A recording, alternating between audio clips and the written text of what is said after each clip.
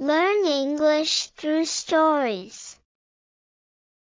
And of Green Gables by Lucy Maud Montgomery. Chapter 6. Marilla makes up her mind. Get there they did, however, in due season. Mrs. Spencer lived in a big yellow house at White Sands Cove, and she came to the door with surprise and welcome mingled on her benevolent face. "Dear, dear," she exclaimed, "you're the last folks I was looking for today, but I'm real glad to see you. You'll put your horse in? And how are you, Anne?" "I'm as well as can be expected, thank you," said Anne smilelessly. A blight seemed to have descended on her. "I suppose we'll stay a little while to rest the mare," said Marilla, "but I promised Matthew I'd be home early. The fact is, Mrs. Spencer, there's been a queer mistake somewhere, and I've come over to see where it is. We send word, Matthew and I, for you to bring us a boy from the asylum. We told your brother Robert to tell you we wanted a boy 10 or 11 years old." "Marilla Cuthbert, you don't say so," said Mrs. Spencer in distress. "Why, Robert sent word down by his daughter Nancy, and she said you wanted a girl, didn't she, Flora Jane?" appealing to her daughter who had come out to the steps. "She certainly did, Miss Cuthbert," corroborated Flora Jane earnestly. "I'm dreadful sorry," said Mrs. Spencer. "It's too bad, but it certainly wasn't my fault, you see, Miss Cuthbert. I did the best I could and I thought I was following your instructions. Nancy is a terrible flighty thing. I've often had to scold her well for her heedlessness." "It was our own fault," said Marilla resignedly. "We should have come to you ourselves and not left an important message to be passed along by word of mouth in that fashion. Anyhow, the mistake has been made and the only thing to do is to set it right. Can we send the child back to the asylum? I suppose they'll take her back, won't they?" "I suppose so," said Mrs. Spencer thoughtfully, "but I don't think it will be necessary to send her back. Mrs. Peter Blewett was up here yesterday, and she was saying to me how much she wished she'd sent by me for a little girl to help her. Mrs. Peter has a large family, you know, and she finds it hard to get help. And we'll be the very girl for you. I call it positively providential." Marilla did not look as if she thought Providence had much to do with the matter. Here was an unexpectedly good chance to get this unwelcome orphan off her hands, and she did not even feel grateful for it.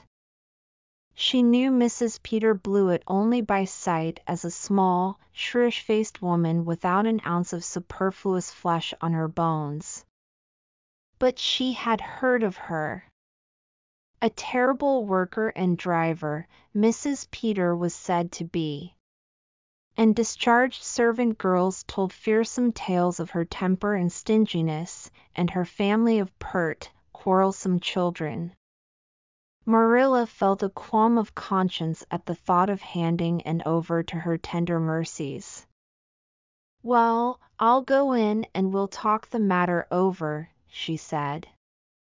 "And if there isn't Mrs. Peter coming up the lane this blessed minute," exclaimed Mrs. Spencer, bustling her guests through the hall into the parlor, where a deadly chill struck on them as if the air had been strained so long through dark green, closely drawn blinds that it had lost every particle of warmth it had ever possessed. "That is real lucky, for we can settle the matter right away. Take the armchair, Miss Cuthbert. And you sit here on the ottoman and don't wiggle. Let me take your hats. Flora Jane, go out and put the kettle on. Good afternoon, Mrs. Blewett. We were just saying how fortunate it was you happened along. Let me introduce you two ladies. Mrs. Blewett, Miss Cuthbert. Please excuse me for just a moment. I forgot to tell Flora Jane to take the buns out of the oven. Mrs. Spencer whisked away after pulling up the blinds, and sitting mutely on the ottoman with her hands clasped tightly in her lap, stared at Mrs. Blewett as one fascinated. Was she to be given into the keeping of this sharp-faced, sharp-eyed woman? She felt a lump coming up in her throat and her eyes smarted painfully. She was beginning to be afraid she couldn't keep the tears back when Mrs. Spencer returned, flushed and beaming, quite capable of taking any and every difficulty, physical, mental, or spiritual, into consideration and settling it out of hand. It seems there's been a mistake about this little girl, Mrs. Blewett, she said. I was under the impression that Mr. and Miss Cuthbert wanted a little girl to adopt. I was certainly told so. But it seems it was a boy they wanted. So if you're still of the same mind you were yesterday, I think she'll be just the thing for you. Mrs. Blewett darted her eyes over and from head to foot. How old are you and what's your name? She demanded. And Shirley, faltered the shrinking child, not daring to make any stipulations regarding the spelling thereof, and I'm 11 years old. Humph! You don't look as if there was much to you. But you're wiry. I don't know, but the wiry ones are the best after all. Well, if I take you, you'll have to be a good girl, you know, good and smart and respectful. I'll expect you to earn your keep, and no mistake about that. Yes, I suppose I might as well take her off your hands, Miss Cuthbert. The baby's awful fractious, and I'm clean worn out attending to him. If you like, I can take her right home now. Marilla looked at Anne and softened at sight of the child's pale face with its look of mute misery, the misery of a helpless little creature who finds itself once more caught in the trap from which it had escaped. Marilla felt an uncomfortable conviction that, if she denied the appeal of that look, it would haunt her to her dying day. Moreover, she did not fancy Mrs. Blewett. To hand a sensitive, high-strung child over to such a woman. No, she could not take the responsibility of doing that. Well, I don't know, she said slowly. I didn't say that Matthew and I had absolutely decided that we wouldn't keep her. In fact, I may say that Matthew is disposed to keep her. I just came over to find out how the mistake had occurred. I think I'd better take her home again and talk it over with Matthew. I feel that I oughtn't to decide on anything without consulting him. If we make up our mind not to keep her, we'll bring or send her over to you tomorrow night. If we don't, you may know that she is going to stay with us. Will that suit you, Mrs. Blewett?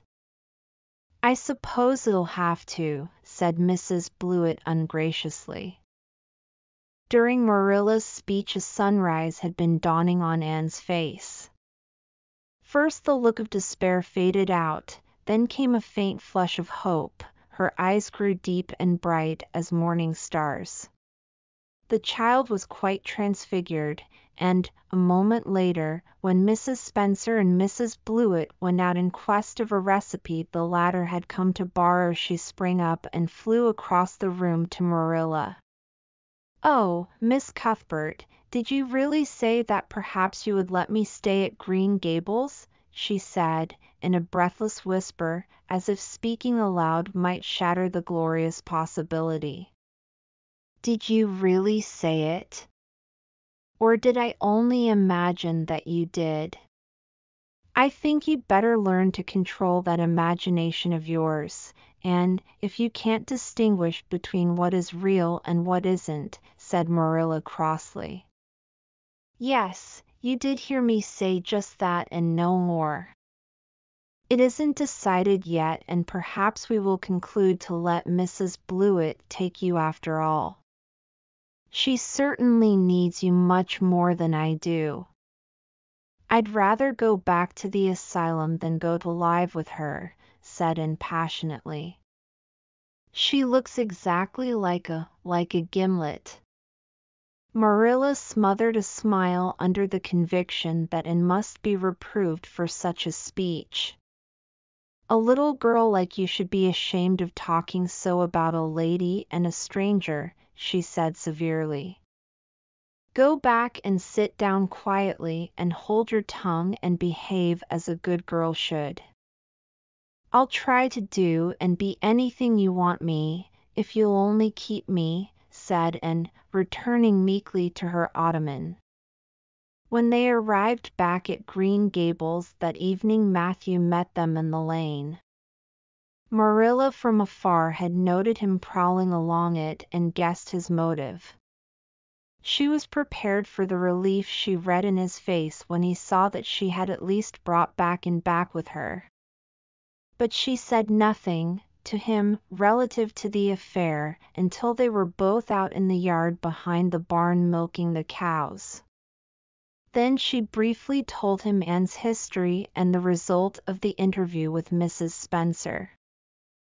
"I wouldn't give a dog I liked to that Blewett woman," said Matthew with unusual vim. "I don't fancy her style myself," admitted Marilla, "but it's that or keeping her ourselves, Matthew. And since you seem to want her, I suppose I'm willing, or have to be. I've been thinking over the idea until I've got kind of used to it. It seems a sort of duty. I've never brought up a child, especially a girl, and I dare say I'll make a terrible mess of it. But I'll do my best. So far as I'm concerned, Matthew, she may stay." Matthew's shy face was aglow of delight. "Well now, I reckoned you'd come to see it in that light, Marilla," he said. "She's such an interesting little thing." "It'd be more to the point if you could say she was a useful little thing," retorted Marilla. "But I'll make it my business to see she's trained to be that. And mind, Matthew, you're not to go interfering with my methods. Perhaps an old maid doesn't know much about bringing up a child, but I guess she knows more than an old bachelor. So you just leave me to manage her. When I fail, it'll be time enough to put your oar in." There, Marilla, you can have your own way," said Matthew reassuringly. "Only be as good and kind to her as you can without spoiling her. I kind of think she's one of the sort you can do anything with if you only get her to love you." Marilla sniffed, to express her contempt for Matthew's opinions concerning anything feminine, and walked off to the dairy with the pails. "I won't tell her tonight that she can stay," she reflected, as she strained the milk into the creamers. "She'd be so excited that she wouldn't sleep a wink. Marilla Cuthbert, you're fairly in for it. Did you ever suppose you'd see the day when you'd be adopting an orphan girl? It's surprising enough, but not so surprising as that Matthew should be at the bottom of it, him that always seemed to have such a mortal dread of little girls. Anyhow, We've decided on the experiment and goodness only knows what will come of it. Vocabulary words.